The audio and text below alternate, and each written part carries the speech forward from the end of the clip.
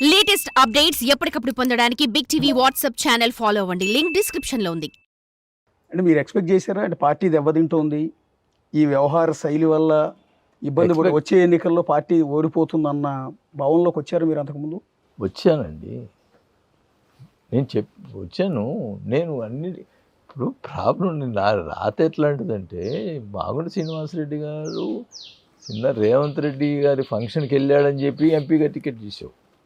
Okay. దాదాపు 17 మందికి ఎంపీలు చేసాడు రేవంత్ రెడ్డి ఫంక్షన్ పోయారని. ఓకే. నేను గన్మెన్ను సరెండర్ చేసి నాకు అది జరగలేదని చెప్పినా నన్ను తీసేలా. నా బాధ తీసేసి ఉంటే నేను వేరే పార్టీలో కంటెస్ట్ చేసి ఈరోజు మళ్ళీ మంత్రి అయ్యేవాడిని. ఎందుకంటే చెప్తున్నాను, ఎలక్షన్ ముందులే నేను పోవాలని డిసైడ్ చేస్తున్నాను. బాబు గారితో మాట్లాడాను.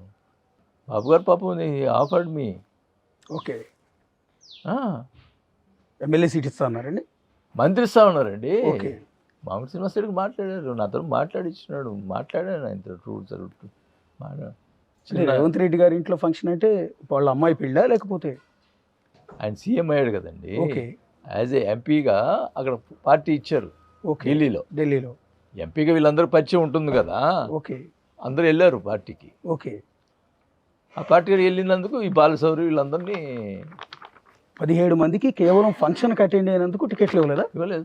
ఈ విషయం ఎక్కడ బయటికి రాలేదండి యాక్చువల్లీ. ఒకసారి వెరిఫై చేసుకోండి. ఓకే. ఇప్పుడు భవిష్యత్తు ఏంటి సార్? అంటే వైఎస్ఆర్ కాంగ్రెస్ పార్టీలో మీరు కీలకమైన నేతగా ఉన్నారు కాబట్టి మిమ్మల్ని అడుగుతారు. తండ్రి కొడుకులు ఇద్దరితో అనుబంధం ఉంది, ఫ్యామిలీ రిలేషన్ కూడా ఉంది కాబట్టి. ఇప్పుడు రేపొద్దున జగన్మోహన్ రెడ్డి పాత సిబిఐ కేసులు ఉన్నాయి, ఆ బెయిల్ రద్దయి జైలుకి వెళ్ళే అవకాశం ఉందన్న ప్రచారం జరుగుతోంది. రెండోది, ఇప్పుడు విద్యుత్ కుంభకోణంలో ఒకవేళ ఆయన పాత్ర ఉందని తెలిస్తే దాని మీద కేసు నమోదయ్యో లేకపోతే ఆ కారణంతో జైలుకి వెళ్ళినా కూడా ఆశ్చర్యపోనక్కర్లా. ఈ రెండు పరిస్థితుల్లో, ఒకటి బెయిల్ రద్దయినా, రెండు ఈ కేసులో జైలుకి వెళ్ళినా, వైఎస్ఆర్ కాంగ్రెస్ పార్టీ పరిస్థితి ఏమవుతుంది అనుకుంటున్నారు? బెయిల్ అది కాలం నిర్ణయిస్తుంది ఏది ఎవరు తప్పు చేస్తుంటే. ఇప్పుడు గతంలో ఏంటంటే ఏమనేవాళ్ళంటే పెద్దలు, మనం తప్పు చేస్తే వచ్చే జన్మలో నీకు శిక్ష పడుద్ది అనేవాళ్ళు. ఇప్పుడున్న లేటెస్ట్ సిచ్యువేషన్ ఏంటంటే, మనం ఎప్పటికప్పుడు తప్పు చేస్తే ఈ కాలంలోనే మనం శిక్ష పడుతుంది. ఇన్స్టెంట్ కర్మ. అది తప్పు చేస్తే తప్పకుండా ఎవరైనా అనుభవించాల్సిందే. అంటే వైనాట్ 175 అని కదా ఆయన నినాదం. అలాంటిది 11 సీట్లకు వచ్చేసాడు జగన్ గారు. ఇలా ఆ పార్టీ నేతగా, ఇప్పుడు జనసేన పార్టీ నేత బాలినేని శ్రీనివాసరెడ్డిగా కాకుండా మాజీ మంత్రి బాలినేని శ్రీనివాసరెడ్డిగా నేను అడుగుతున్నాను. వైనాట్ 175, వైనాట్ కుప్పం అన్న వ్యక్తి ఈరోజు 11 సీట్లకు పరిమితం అయిపోయి పొజిషన్ కూడా లేని పరిస్థితుల్లో అసెంబ్లీకి కూడా వెళ్ళట్లా. అంటే పథకాలు ఇచ్చాడండి, కొన్ని పథకాలు. ఆ పథకాలే నన్ను గెలిపిస్తాయి అనేది ధీమాతోటి ఉంటాం. ఫస్ట్ కార్యకర్తలను విస్మరించటం, కార్యకర్తలను పక్కన పెట్టడం. కార్యకర్తలకు ఏం జరిగింది? పోనీ ఇప్పుడు ఓడిపోయిన తర్వాత రియలైజేషన్ ఉండాలి కదా. కార్యకర్తలు ఏదో తప్పు జరిగింది, బాగా చూసుకుంటానని ఒక మాట అనాలని. ప్రజలు తప్పు చేశారంటే ఏం చేయాలండి? ఇప్పుడు ప్రజలు తప్పు ఎందుకు చేస్తారు? నువ్వు తప్పు చేస్తే కదా ప్రజలు. నువ్వు మంచి చేస్తే, ఇప్పుడు పక్క రాష్ట్రాల్లో 4 సార్లు 5 సార్లు కంటిన్యూ సీఎంగా ఉన్నారు. వాళ్ళు ఎందుకు ఉంటున్నారు? ఇప్పుడు సోషల్ మీడియాలో పోస్టింగ్లు పెడుతున్నారు అని అసభ్యకరంగా ఈవెన్ షర్మిల గారు, విజయమ్మ గారితో సహా అందరి మీద తప్పుడు పోస్టులు పెట్టిన వాళ్ళందరినీ ఇప్పుడు చంద్రబాబు సర్కార్ అరెస్ట్ చేస్తుంది. అది కూటమి ప్రభుత్వం అరెస్ట్ చేస్తుంది. అరెస్టులు చేస్తున్న సందర్భంలో మా వాళ్ళని అన్యాయంగా నువ్వు అరెస్ట్ చేస్తావా?